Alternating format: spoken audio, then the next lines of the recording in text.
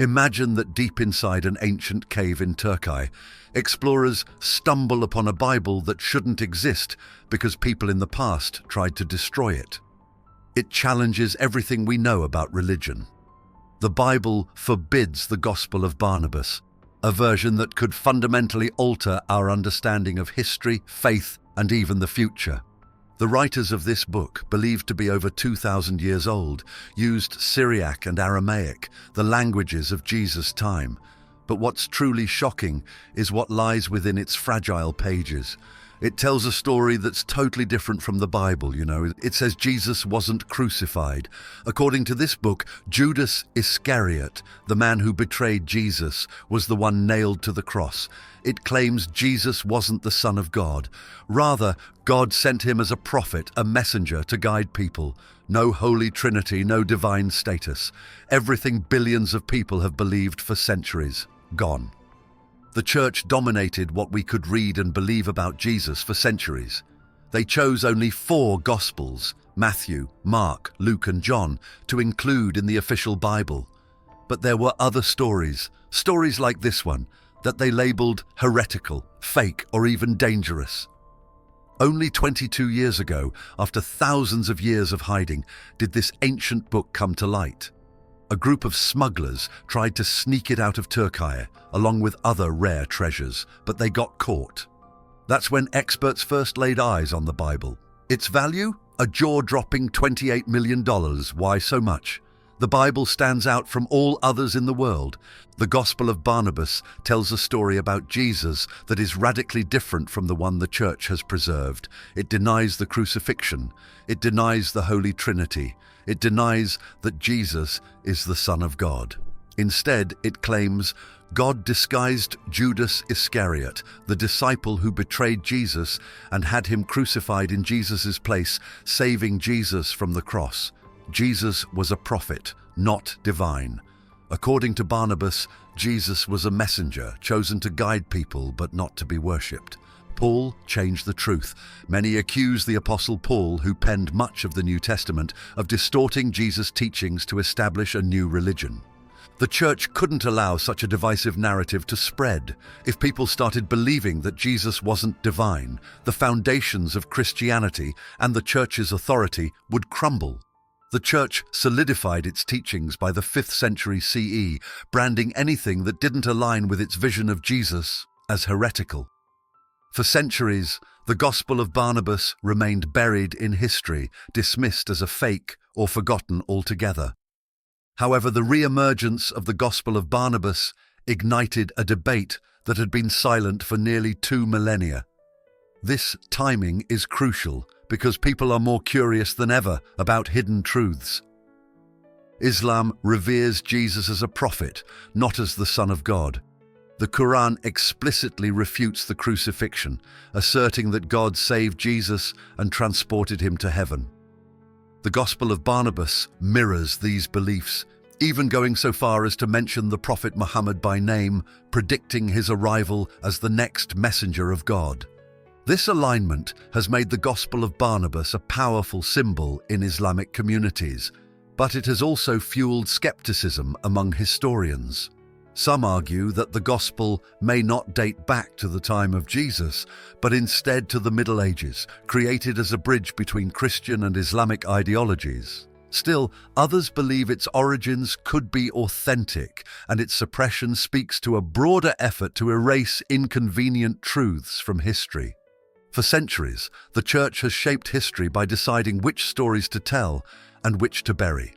By excluding texts like the Gospel of Barnabas, it created a unified narrative that became the foundation of Western civilization.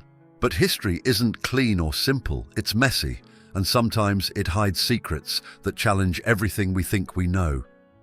The Gospel of Barnabas serves as a prime example of the deliberate exclusion of certain stories that pose a threat to the status quo.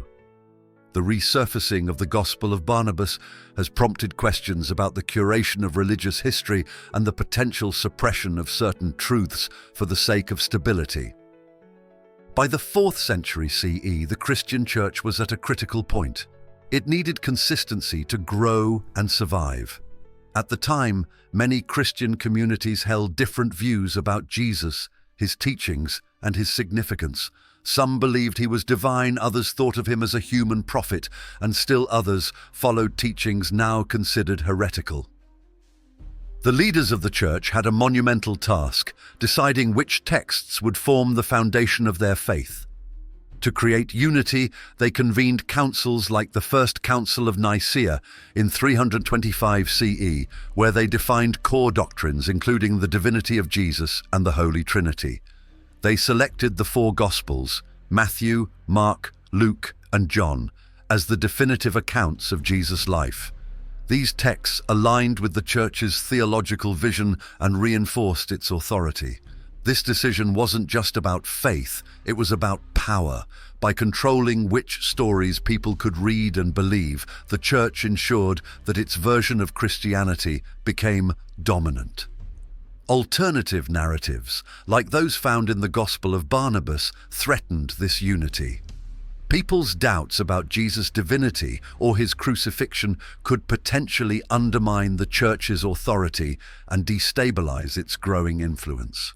By the Middle Ages, the Church's control over religious texts was nearly absolute. The Church destroyed, banned, or hidden away books that contradicted its teachings. This isn't unique to Christianity. Throughout history, powerful institutions have often shaped public understanding by deciding which ideas were acceptable and which were not. What makes the Gospel of Barnabas so significant isn't just what it says. It's the implications of its claims. If true, its account challenges the very foundations of Christianity. Diverse voices were erased from religious and historical narratives.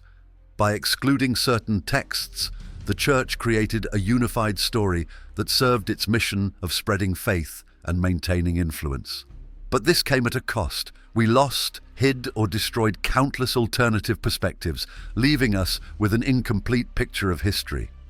The discovery of this ancient Bible in Turkey feels like stepping into a time machine. Handwritten in Syriac and Aramaic, the languages spoken during Jesus' era, it connects us directly to the past. But it also forces us to confront the idea that history is rarely as simple as we think. When we uncover artifacts like this, we're not just learning about ancient beliefs. We're gaining a glimpse into the lives of the people who created them, the conflicts they faced, and the decisions they made to preserve or suppress certain truths.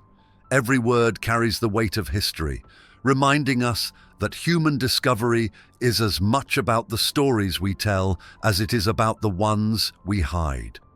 Throughout history, people have searched for answers to life's biggest questions. Who are we? Why are we here? What is the purpose of faith? This gospel offers a chance to explore these questions from a new perspective. They inspire us not only with answers, but also to think critically, delve deeper, and question our existing knowledge. But with every new discovery comes uncertainty. What if the answers we find don't fit neatly into the stories we've believed? What if they reveal truths we're not ready to accept? This tension between curiosity and fear is what drives human discovery forward. It's what keeps us asking questions, even when the answers might change everything. Curiosity doesn't mean blindly accepting everything we find. In fact, true discovery often starts with skepticism. Some historians argue it's a medieval forgery, created centuries after the events it describes. Others question its alignment with Islamic teachings, suggesting it might have been written to bridge Christian and Islamic beliefs. But skepticism doesn't diminish its significance. Instead, it fuels the desire to investigate further. Every question about its authenticity, its origins, and its meaning only adds to the mystery. It reminds us that discovery isn't about finding simple answers. It's about embracing complexity and continuing the search. It's about the treasure hunters who stumbled upon it, risking everything to uncover a relic of the past. It's about the scholars and historians who pore over its pages, trying to piece together its history. And it's about all of us, the readers, the dreamers, the seekers, who feel a spark of excitement at the thought of discovering something new. This human connection is what makes discovery so powerful. When we explore the unknown, we're not just learning about the world around us, we're learning about ourselves. Our capacity for wonder, our thirst for knowledge, and our courage to face the truths we uncover serve as reminders. Throughout human history, those in positions of authority, whether they are religious leaders, political rulers, or cultural influencers, have acted as the gatekeepers of knowledge. They have made decisions about what information to share, what to keep hidden, and what to destroy. This isn't a conspiracy. It's a reality of how societies maintain order and control. In the case of the early Christian church, this meant selecting specific texts to form the foundation of faith while dismissing others as heretical or apocryphal. The church chose the four canonical Gospels, Matthew, Mark, Luke, and John, because they aligned with its theological vision at the time. These texts reinforced the divinity of Jesus, the concept of the Trinity, and the idea of salvation through his crucifixion and resurrection. But what about the other writings, Gospels like those attributed to Barnabas, Thomas, or Mary Magdalene? These texts offered alternative perspectives, ones that could disrupt the carefully constructed narrative of the church. By labeling them as false or dangerous, the church ensured that its version of Christianity became dominant. This isn't unique to religion. Every major institution, from governments to corporations, has used its influence to shape public understanding. It's a strategy as old as civilization itself. Control the narrative, and you control the people.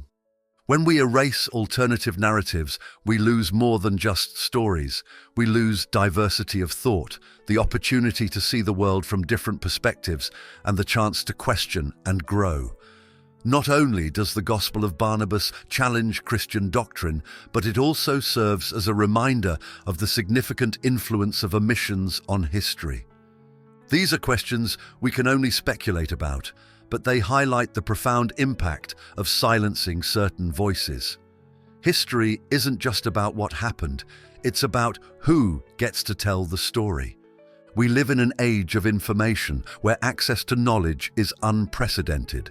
Simultaneously, we consistently encounter reminders about the ease of manipulating, censoring, or misinterpreting information. It challenges us to think critically about the stories we accept as truth. It serves as a reminder that knowledge is dynamic, constantly evolving with new discoveries and perspectives. But it also warns against assuming we know everything. The modern parallels are hard to ignore. Just as the church once suppressed alternative gospels to maintain its authority, today's institutions, whether governments, tech companies, or media organizations, face similar decisions about what to share and what to withhold. Stakes may vary, but tension remains. Who controls the narrative, and at what cost? At its core, it is a call to curiosity. It pushes us to delve deeper, pose challenging inquiries, and discover untold tales. This goes beyond religion and history to how we interact with the world. People have drawn to forbidden knowledge for centuries, not because it's dangerous, but because it holds the promise of something new. The Gospel of Barnabas embodies that promise. It may not provide definitive answers, but it opens the door to exploration, to rethinking what we know and why we believe it. First, the rediscovery reminds us of the fragility of history. It shows us how easily stories can be lost, suppressed, or forgotten, and how much power lies in the hands of those who decide what to preserve. Second, it challenges us to approach the past and the present with a critical eye. A centuries-old story does not necessarily represent the complete truth. The context of its creation shapes every narrative, and it is worth examining every perspective. The story of the Gospel of Barnabas is far from over. Its secrets remain locked in its ancient pages, its authenticity still debated by scholars and religious authorities alike. And yet, even in its mystery, it serves a purpose. It reminds us that history is never static. It evolves with every discovery, every question, and every new piece of evidence. The true power of the Gospel of Barnabas lies not in the answers it gives, but in the questions it forces us to ask. What other stories have been hidden? Could there still be undiscovered truths? And how do we, as seekers of knowledge, approach the past with open minds and critical hearts? There's something haunting about a story left untold.